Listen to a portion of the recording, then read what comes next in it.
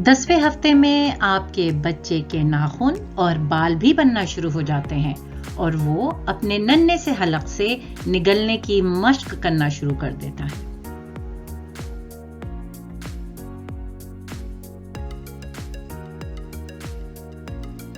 दसवें हफ्ते में अगर आप अपने डॉक्टर के पास जाएं तो वहां पर एक मखसूस आले के जरिए आपके बच्चे की दिल की धड़कन भी सुनाई दे सकती है।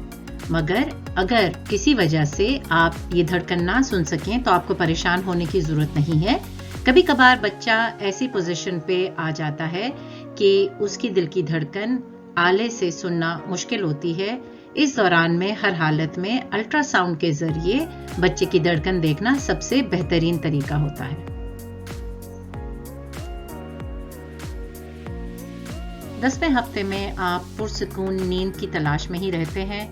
इसकी एक वजह यह भी होती है कि आपको बार बार ख्वाब आते हैं जो कि नींद ना पूरी होने की वजह से भी आते हैं। उसके अलावा आपकी टांगों की बेचैनी और आपके दिल की जलन और इसके अलावा बार बार पेशाब आना, ये सब वजूहात होती हैं कि जिसकी वजह से आप एक पुरसुकून नींद से महरूम रहते हैं। हल्के फुल्के दर्द पे परेशान होने की कतई जरूरत नहीं, मगर अगर आपका दर्द कम ना हो रहा हो और बहुत ज़्यादा हो जाए तो अपने डॉक्टर से रुजू कीजिए।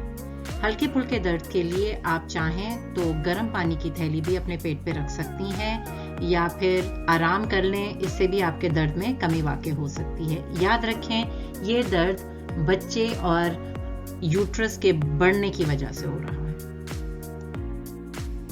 हमल के पहले 12 हफ्तों के दौरान ज़्यादातर दवाइयों से परहेज करना बेहतर है, क्योंकि जिस तरह दवा आपके जिस्म पे असर करेगी इसी तरह आपके नन्हे से बच्चे के जिस्म पर भी उसका असर होगा।